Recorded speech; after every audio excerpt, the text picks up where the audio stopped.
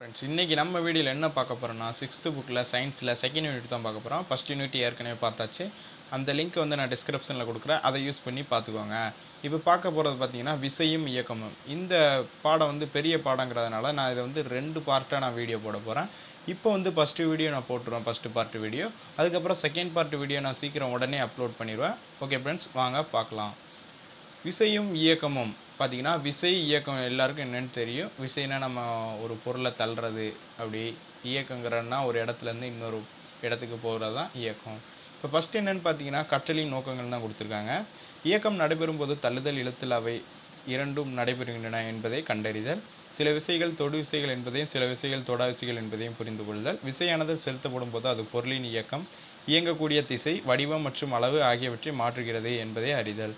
ஓய்வு மற்றும் இயக்கம் ஆகியவற்றை பிரித்தறிதல் மற்றும் அவை இரண்டும் சார்புடையவை என்று அறிதல். இயக்கமானது விசையினால் ஏற்படுகிறது என்பதனை அறிதல். இயக்கங்களை வகைப்படுத்துதல், வேகத்திற்கான வரையறை அளித்தல், வேகத்தின் அலகினை புரிதல் மற்றும் பயன்படுத்துதல், சீரான இயக்கத்தினையும் சீரற்ற இயக்கத்தினையும் வேறுபடுத்துதல், வேகம், தொலைவு மற்றும் காலம் ஆகியவற்றை கணக்கிடுதல். அதாவது இந்த பாடத்தை நம்ம கற்றுக்கிறது மூலம் இதெல்லாம் நம்ம தெரிஞ்சுக்கலாம் அப்படின்னு சொல்கிறாங்க. வாங்க ஃபஸ்ட்டு பார்க்கலாம் என்னென்னு. ஃபஸ்ட்டு வந்து அறிமுகம் தான் கொடுத்துருக்காங்க. தள்ளுதல் அல்லது இழுத்தல் ஆகிய செயல்களை பொருட்களை இயக்க செய்கின்றன என்பதை நாம் முந்தைய வகுப்புகளில் நடந்திருக்கிறோம். நாம் கதவை மூடும்போது, கால்பந்தை உதைக்கும் போது, புத்தக பையை தூக்கும் போது இயக்கம் நடைபெறுகிறது.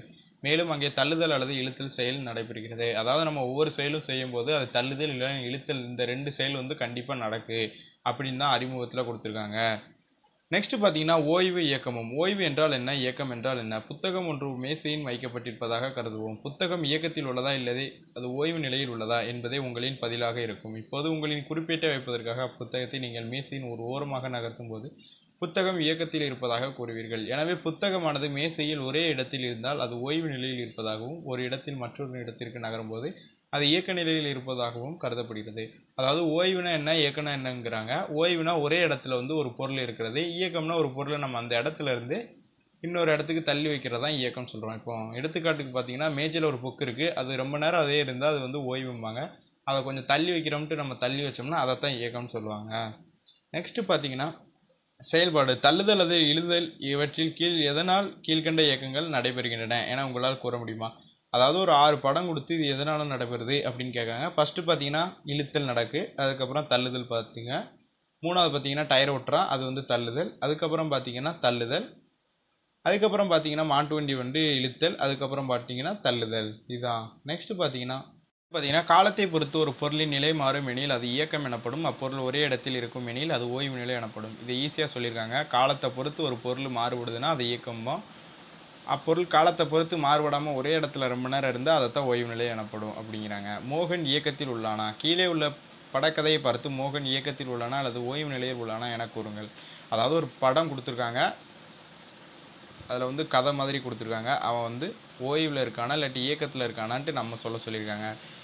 பார்த்தீங்கன்னா இது என்ன கதைன்னு பார்த்தீங்கன்னா, ஒரு 2 ஃப்ரெண்ட்ஸ் வந்து வெளியூருக்கு போகிறதாக வெயிட் பண்ணிக்கிட்டு இருக்காங்க. 2 ஃப்ரெண்ட்ஸ் வெளியில் பஸ்ஸுக்கு வெயிட் பண்ணிக்கிட்டு இருக்காங்க. இன்னொரு ஃப்ரெண்ட்ஸ் வந்து 2 பேருமே பஸ்ஸில் ஏறி உட்காந்துட்டாங்க.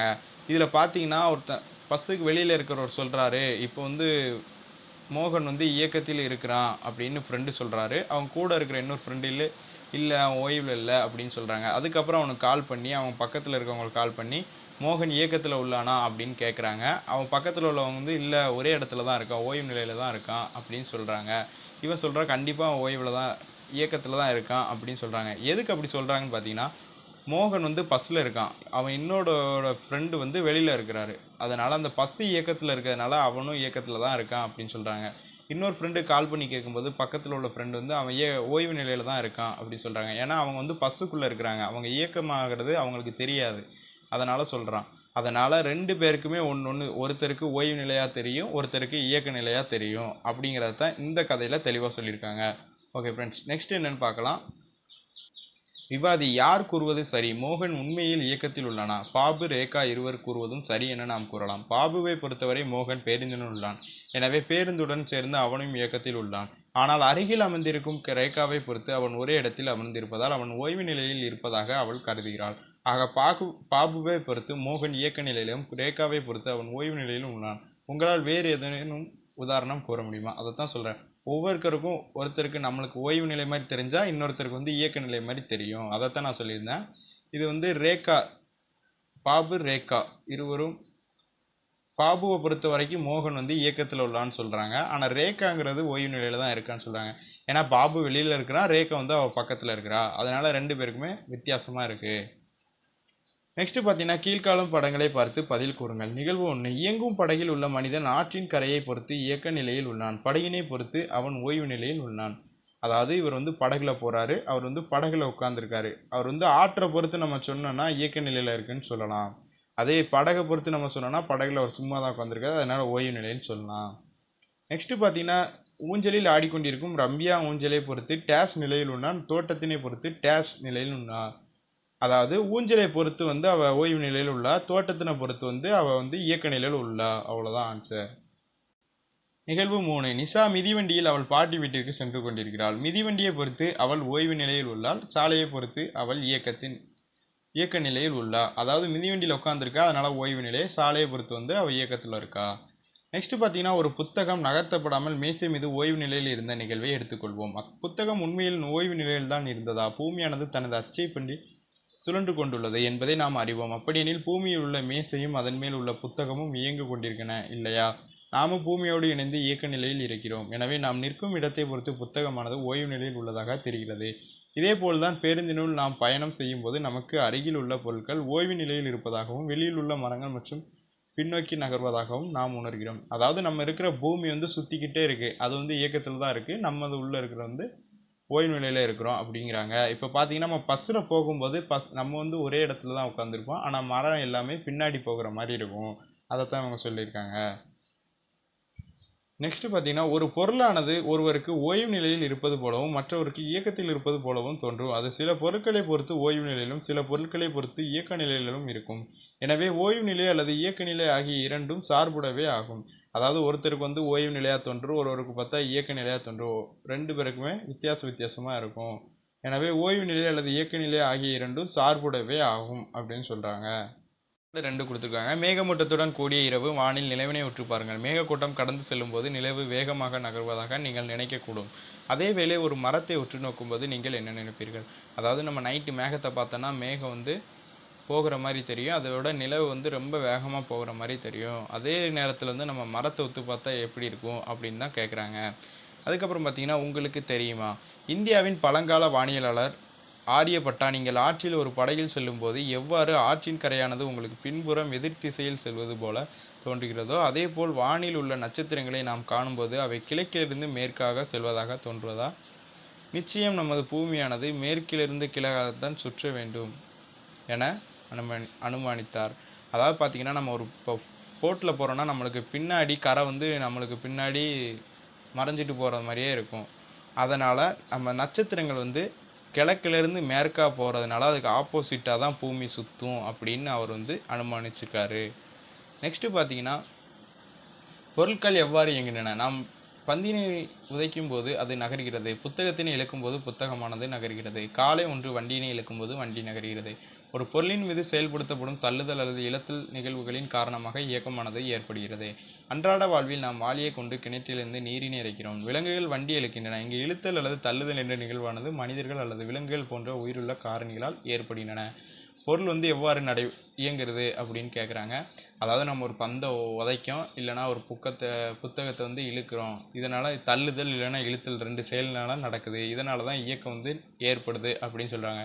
இல்லைனா நம்ம கிணத்துலேருந்து தண்ணி இறைக்கையில இழுக்கும், இல்லைனா மாடு வந்து வண்டியை வந்து இழுக்குது. இதுலேயும் தள்ளுதல் இழுத்தல் இந்த 2 செயலும் நடக்குது. இதனால தான் இயக்கம் வந்து ஏற்படுது. சில நேரங்களில் புல்வெளியில் வளர்ந்துள்ள உயரமான பொருட்கள் காற்றில் ஆடுவதையும் ஆற்று நீரில் மரத்துண்டானது அடித்து செல்லப்படுவதையும் நீங்கள் பார்த்திருப்பீர்கள். எவை அவற்றை தள்ளுகின்றன அல்லது இழுக்கின்றன? இங்கு தள்ளுதல் அல்லது இழுத்து ஆகியவை உயிரற்ற காரணிகளால் ஏற்படுகின்றன. பொருட்களின் மீது உயிருள்ள அல்லது உயிரற்ற காரணிகளால் செயல்படுத்தப்படும் தள்ளுதல் அல்லது இழுத்தல் செயல்களை விசை என அழைக்கப்படுகிறது. அதாவது சில நேரங்களில் ஓவராக காற்றடிச்சா புல் மரம் எல்லாமே ஆடும், வேறு தண்ணியில் வந்து மரக்கட்டை அடித்து சொல்லும். இதெல்லாம் யாருமே எதுவுமே செய்யலையா, அது மட்டும் எப்படி போகுது அப்படின்னு கேட்குறாங்க. இந்த இயக்கம் எப்படி நடைபெறுது அப்படின்னு கேட்குறாங்க. பொருட்களின் மீது, அதாவது பொருள் மீது உயிருள்ள அல்லது உயிரற்ற பொருட்கள் வந்து செலுத்தப்படுத தள்ளுதல் அல்லது இழுத்தல் இந்த செயல் தான் விசைன்னு நம்ம சொல்லுதோம். அதுக்கப்புறம் பார்த்தீங்கன்னா விசைனா என்னென்னு பார்க்க போகிறோம். விசையில் வந்து 2 டைப் இருக்குது, தொடு விசை, தொடா விசை. விசைகள் பொதுவாக 2 வகைப்படுத்தப்படுகின்றன. அவை தொடு விசை மற்றும் தொடா விசை. காற்றினால் கொடி அசைந்தாடுவதும் மாடு வண்டியை இழுப்பதும் தொடு விசைகளாகும். காந்த விசை மற்றும் புவி ஈர்ப்பு விசை ஆகியவை தொடா விசைகளாகும். மேற்கூறிய நிகழ்வுகளில் பொருளினை தொடுவதன் மூலம் விசையானது செயல்படுத்தப்படுகிறது. இத்தகைய விசைகள் தொடு விசைகள் என அழைக்கப்படுகின்றன. சில நேரங்களில் முதிர்ந்த தேங்காயானது கீழே விழுவதை பார்த்திருப்பீர்கள். அது ஏன் கீழே விழுகிறது? புவியீர்ப்பு விசையை நீங்கள் கேள்விப்பட்டிருப்பீர்கள். புவியீர்ப்பு விசை தேங்காயை கீழ் நோக்கி இழுப்பதன் காரணமாகவே அது கீழே விழுகிறது. அதாவது விசை வந்து ரெண்டு வகைப்படும், தொடு விசை தொடா விசை. இதுக்கு ரெண்டு எக்ஸாம்பிள் நான் ஈஸியாக சொல்கிறேன். இப்போ தொடு விசைக்கு பார்த்தீங்கன்னா பந்தை நம்ம எத்துறது, அதை வந்து தொடு விசையை எடுத்துக்கலாம். தொடா விசைன்னு பார்த்தீங்கன்னா தேங்காய் தென்னை மரத்துலேருந்து கீழே விடுறது வந்து தொடா விசை. அது வந்து யாருமே தொடறதில்லை, புவியீர்ப்பு விசை காரணமாக கீழே விழுது, அது வந்து தொடா விசை. அவ்வளோதான், ஈஸி. இதைத்தான் சொல்லியிருக்காங்க பாருங்கள். நான் எக்ஸாம்பிள் மரம் தென்னை மரத்துலேருந்து தேங்காய் விடுறது. இதேபோல் காந்தத்தின் அருகில் இரும்பு ஆணிகளை கொண்டு வரும்போது காந்தமானது இரும்பு ஆணிகளை ஈர்க்கிறது. அதாவது காந்தத்தை வந்து இரும்பு கிட்ட கொண்டு போனோம்னா அதை இழுத்துரும், அதைத்தான் சொல்கிறாங்க. விசை வந்து காரணிகள் தொடுதலின் அடிப்படையில் வகைப்படுத்துதல். அதாவது காரணிகள் வந்து ரெண்டு வகைப்படும், தொடுதல் அடிப்படையில் ரெண்டு வகைப்படும். காரணிகள் பார்த்தீங்கன்னா உயிருள்ள காரணிகள், உயிரற்ற காரணிகள். தொடுதலின் அடிப்படையில் பார்த்தீங்கன்னா தொடு விசை, தொடா விசை. இங்கு காந்தமும் இரும்பு ஆணிகளும் ஒன்றை ஒன்று தொடவில்லை, இருப்பினும் ஒரு இழுவிசை அவற்றை இழுக்கச் செய்கிறது. மேற்கண்ட இரு நிகழ்வுகளிலும் விசையானது பொருளினை தொடாமல் செயல்படுத்தப்படுகிறது. இத்தகைய விசைகள் தொடா விசைகள் என அழைக்கப்படுகின்றன. அதாவது காந்தமும் இரும்பும் ஒன்று தொடலை, அதனால் ஆட்டோமேட்டிக்காக அதை வந்து கவர்ந்துக்கிடுது. இதை வந்து தொடா விசைன்னு சொல்லுவோம் அப்படின்னு சொல்கிறாங்க. நெக்ஸ்ட் பார்த்தீங்கன்னா விசை ஏற்படுத்தும் மாற்றங்கள். நாம் ஒரு பொருளின் மீது விசையை செயல்படுத்தும் போது என்ன மாற்றம் ஏற்படுகிறது? மேசையின் மீதுள்ள ஒரு புத்தகத்தை தள்ளும் போது புத்தகம் நகர்கிறது. விசையானது ஒரு பொருளின் மீது செயல்படும் போது அப்பொருளை ஓய்வு நிலையிலிருந்து இயக்க நிலைக்கு கொண்டு வருகிறது. அதாவது ஒரு பொருள் மீது நாம் வந்து விசையை செலுத்தும் போது அது ஓய்வு நிலையிலிருந்து இயக்க நிலைக்கு வந்து மாறுது.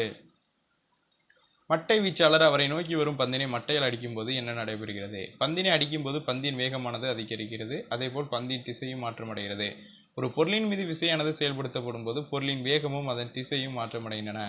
ஒரு பந்தினை அழுத்தும் போது சப்பாத்தி மாவினை பிசையும் போது ஒரு நெகிழி பட்டையை இழுக்கும் போது அவற்றின் மீது விசையானது செயல்படுத்தப்பட்டு அவற்றின் வடிவம் மாறுகின்றன. எனவே ஒரு பொருளின் மீது விசை செயல்படுத்தும் போது அப்பொருள் விரிவடைகிறது அல்லது சுருங்கிறது. அதாவது ஒரு பேட்ஸ்மேனுக்கு பவுலிங் போடும்போது நம்ம போடுற ஸ்பீடை விட பேட்டில் பட்டு போகும்போது ஸ்பீடு அதிகரிக்க அல்ல, அது மட்டும் இல்லை திசையும் மாறுது. இதே மாதிரி தான் சொல்கிறாங்க, விசையை செலுத்தும் போது ஒரு பொருளோட திசை மாறுது, வேகமும் அதிகரிக்கு அப்படின்னு சொல்கிறாங்க. அதாவது ஒரு சப்பாத்தி மாவனை பிசையும் போது அதோட வடிவம் மாறுது அப்படின்னு, விசையை செயல்படுத்தும் போது நிறைய மாற்றம் ஏற்படுது அப்படின்னு சொல்லியிருக்காங்க. இதுதான் அந்த எக்ஸாம்பிள்ஸ்.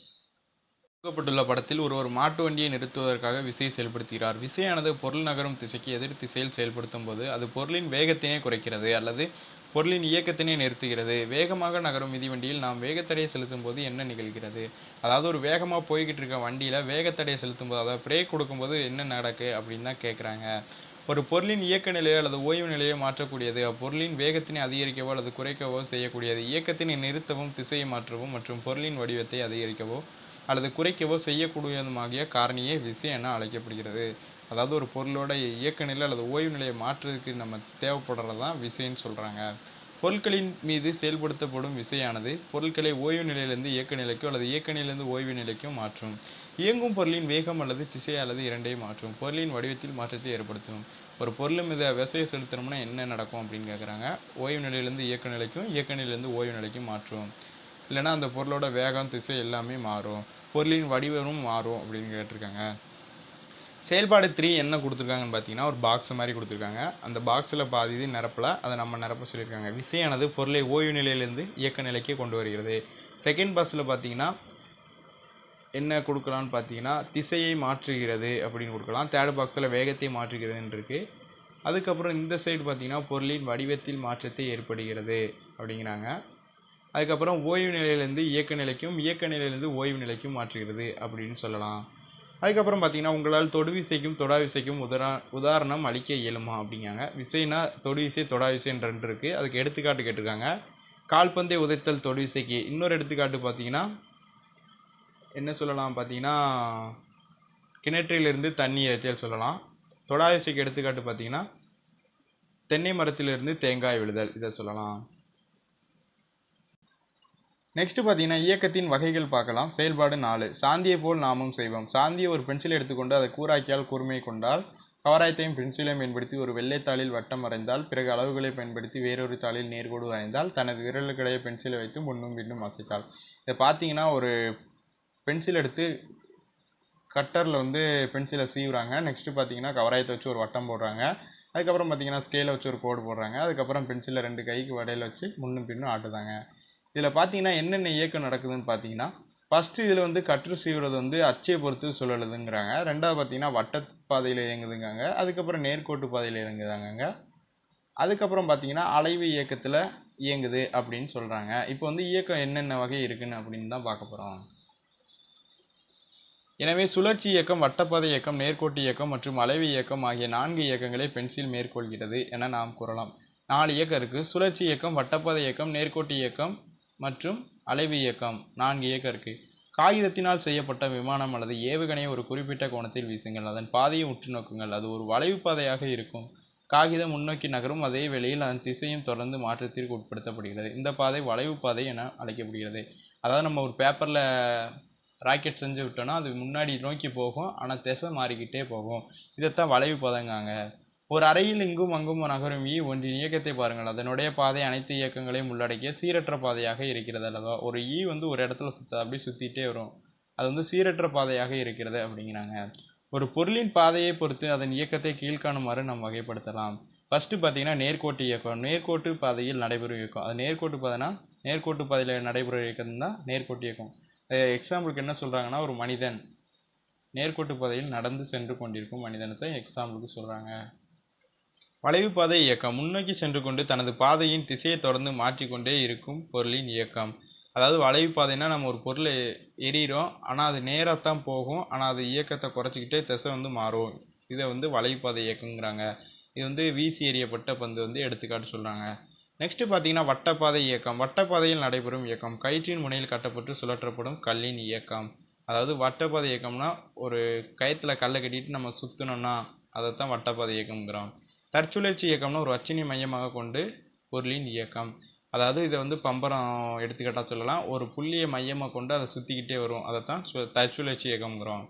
அலைவு இயக்கம். அலைவு இயக்கம்னா ஒரு புள்ளியை மையமாக கொண்டு ஒரு குறிப்பிட்ட காலவெளியில் முன்பும் பின்னுமாக அல்லது இடம் வலமாகவும் மாறி மாறி நகரும் பொருளின் இயக்கம். எடுத்துக்காட்டு தனிவுசல். அதாவது ஒரு புள்ளியை மையமாக கொண்டு, நான் எக்ஸாம்பிள் ஈஸியாக சொல்கிறேன், ஒரு கம்பியை நீங்கள் அப்படியே தட்டி விட்டிங்கன்னா அதை முன்னும் பின்னுமா அதிரும், அதைத்தான் அலைவு இயக்கம்னு சொல்கிறோம். நெக்ஸ்ட்டு பார்த்தீங்கன்னா ஒழுங்கற்ற இயக்கம். வெவ்வேறு திசையில் நகரும் பொருளின் இயக்கம். எடுத்துக்காட்டு மக்கள் நெருக்கம் மிகுந்த தெருவில் நடந்து செல்லும் மனிதர்களின் இயக்கம்.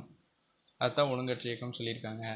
அதிவேகத்தில் இயங்கும் அலைவு இயக்கம். உங்கள் நண்பனை ஒரு நெகிழிப்பட்டையின் இரு முனைகளையும் நன்றாக பிடித்து கொள்ளுமாறு செல்லவும். இப்போது அதன் மையப்பகுதியை இழுத்து விடுங்கள். அதன் அலைவானது அதிக வேகத்தில் நடைபெறுவதை காண்கிறீர்கள். அலைவானது அதிக வேகமாக நடைபெறும் நாம் அந்த இயக்கத்தினை அதிர்வுறுதல் என அழைக்கிறோம். அதாவது நான் சொன்ன அந்த கம்பி சொன்னேன் அதை மாதிரி தான் இதுவும். நெக்ஸ்ட்டு பார்த்தீங்கன்னா செயல்பாடு 5 கொடுத்துருக்காங்க. நண்பர்களே, நான் இயங்கும் பாதையை உற்று நோக்கி நான் எந்த பாதையில் இருக்கிறேன் என்று கூறுங்கள் பார்ப்போம். ஃபஸ்ட்டு பார்த்தீங்கன்னா நேர்கோட்டு இயக்கத்தில் இருக்குது. அடுத்து பார்த்தீங்கன்னா வளைவு இயக்கம். அதுக்கப்புறம் பார்த்தீங்கன்னா வட்டப்பாதை இயக்கம். அதுக்கப்புறம் பார்த்தீங்கன்னா சீரற்ற ஒழுங்கற்ற இயக்கம். அதுக்கப்புறம் பார்த்தீங்கன்னா அலைவு இயக்கம். ஓகே ஃப்ரெண்ட்ஸ், இதோட ஃபஸ்ட்டு பார்ட்டு முடிஞ்சிருச்சு. செகண்ட் பார்ட் வீடியோ வந்து நம்ம சீக்கிரமே நான் அப்லோட் பண்ணுறேன். ஓகே ஃப்ரெண்ட்ஸ், இது வரைக்கும் உங்களுக்கு புரிஞ்சிருக்குன்னு நினைக்கிறேன். இந்த வீடியோ உங்களுக்கு பிடிச்சிருந்தால் லைக் பண்ணுங்கள், ஷேர் பண்ணுங்கள், உங்கள் ஃப்ரெண்ட்ஸுக்கும் ஷேர் பண்ணுங்கள். மறக்காமல் நம்ம சேனலை சப்ஸ்கிரைப் பண்ணிடுங்க. ஓகே ஃப்ரெண்ட்ஸ், பாய்.